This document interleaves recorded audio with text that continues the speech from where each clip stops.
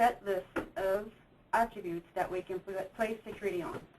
Account, chart descent hierarchy. So this means that if you set the security at the highest level chart, security can be applied to any child chart. Object consolidation, object level, organization descent hierarchy, same as the chart. You can descend hierarchy in organization. You can set at the highest level and apply the security below that highest level, just like the budget construction model that I had shown you earlier. Principal investigator, project code, and sub-account. So those are the only 10 attributes that we are addressing today.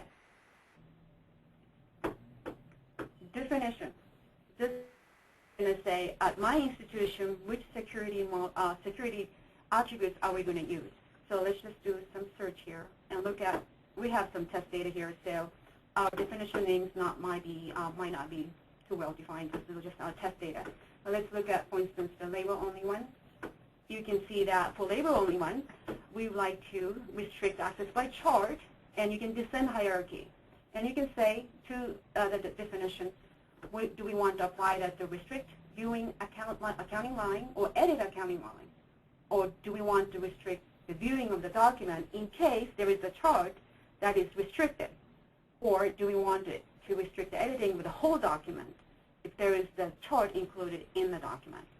We can also restrict the view notes and attachment, lookup, GL inquiry, labor inquiry, and so you can see there's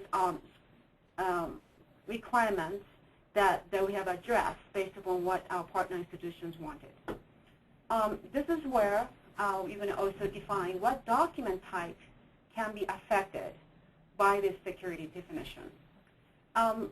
I'm not going to show you the parameters today, but the parameter also has, in the parameter you can list what document type can be affected by this security.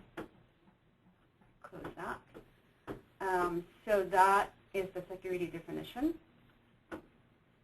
And let's go to the model. Model is where we're going to define how and who. So let's look at the labor-only example that I was showing you earlier. This is where I'm going to implement it. I'm going to say, I'm going to deny labor access to everything, labor access when the user has the chart I use. And I believe this was a descending hierarchy. So that means that everybody who, nobody can see the labor. Then we would then assign the principals to this model. We just assigned 3 people here, but you can keep on adding more people there.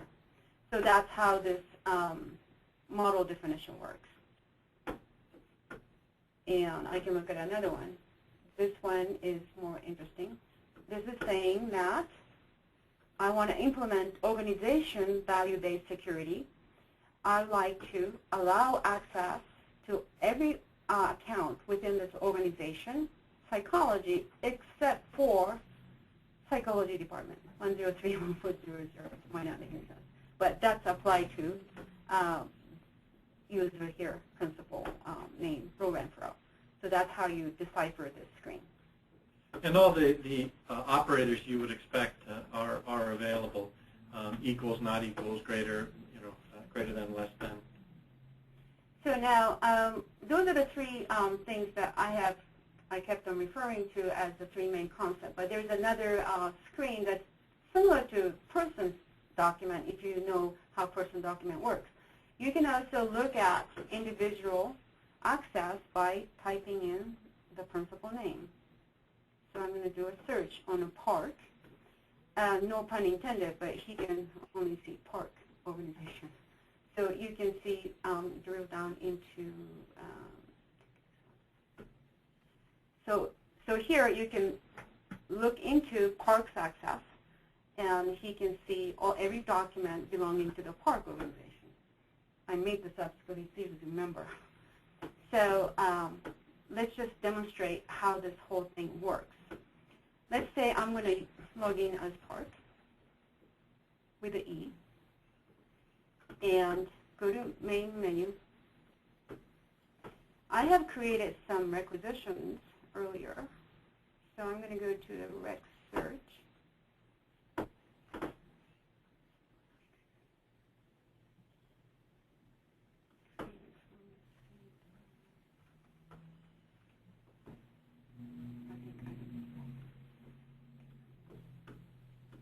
And I'm going to try to access one of the requisitions. It's a security access error. Just because it has the account that doesn't belong to Park, I cannot see this requisition.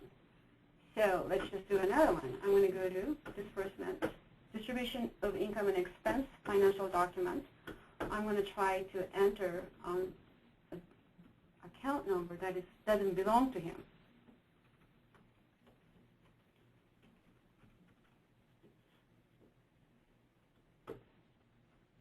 And this stopped me. Accounting line for chart code BL may not be added by the user Park. Account number 1031400 may not be added by user Park because of that. So this is how it works. And for those of you who've looked at KFS before, you'll see errors like this that related to other values. But the key difference is that most of those errors are done through coding. So a lot of those errors just have to do with coding that goes through and figures out who's allowed to do what. In this case, it's all generated through KIM. And the access security module is just, again, just that interface in front of it that simplifies the creation of all those KIM data points. And that's a really good segue into the next thing I was going to show. So if I go back to the role, and I just happen to know the row number for this one, and retrieve this document, and notice that this was my definition name, org old documents. Click on that.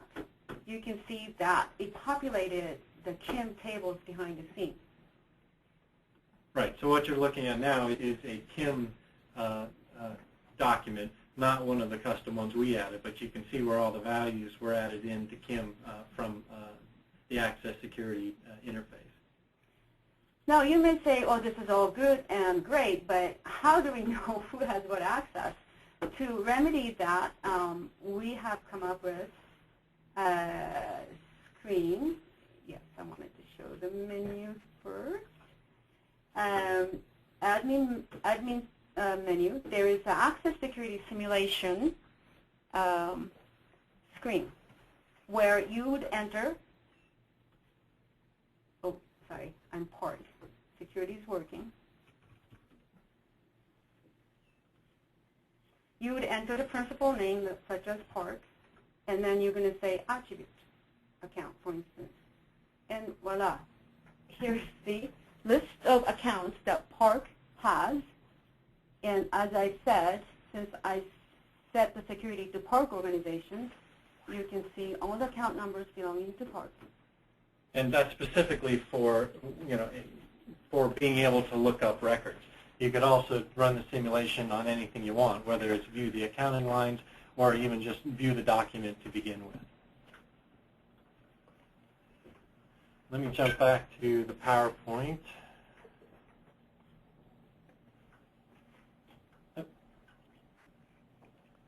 We can skip some of these. So let's talk a little bit about the actual implementation process and some of the issues we've run into. So during implementation, I found it very useful to use that routing and identity management document type hierarchy screen. We show you a little bit of section of that in earlier PowerPoint, and if you haven't never been there, I would encourage you to visit there.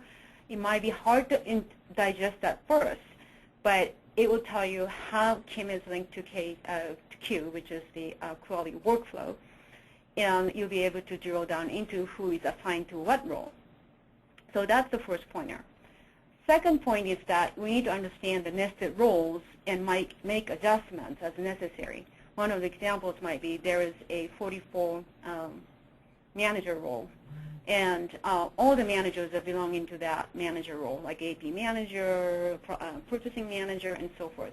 So you need to kind of look at the permission and say, okay, if you're AP manager, you're instantly allowed to do all those permissions that are allowed to this manager title. So you probably want to dissect that and see if that